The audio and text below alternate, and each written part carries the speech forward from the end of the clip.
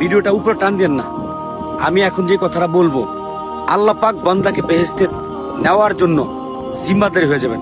কোন আমলটি করলে আমি সেটা বলবো। আপনি যদি ভিডিও টান দেন তাহলে জানবেন কিভাবে ভাই। আর আপনি জানার পরে অবশ্যই শেয়ার করে দিবেন, লাইক করে দিবেন, কমেন্ট করবেন।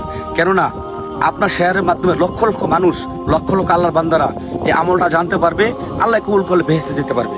আমলটা হচ্ছে, যদি আপনারা গুরুত্ব সহকারে, কি বলা হয়েছে হাদিস শরীফে, গুরুত্ব সহকারে 5 ওয়াক্ত নামাজ যদি আদায় করেন, গুরুত্ব দিয়ে নামাজের টাইম টু টাইম গুরুত্ব দিয়ে 5 ওয়াক্ত নামাজ যেই ব্যক্তি আদায় করবে, আল্লাহ তাআলা তাকে বেহেশতে প্রবেশ করানোর জন্য জিম্মাদারি হয়ে যাবে। সুবহানাল্লাহ। এজন্য বেশি বেশি শেয়ার করে দিয়েন, যাতে আমার ভাইয়েরা, আমার বোনেরা জানতে পারে। আমলটা জানতে পারলে তো করতে পারবে, করতে পারলে হয়তো আল্লাহ কবুল করে তারা বেহেশতেবাসী হবে। এজন্য মুসলমানের কাজ হচ্ছে এক ভাই আরেক ভাইকে সাহায্য করা।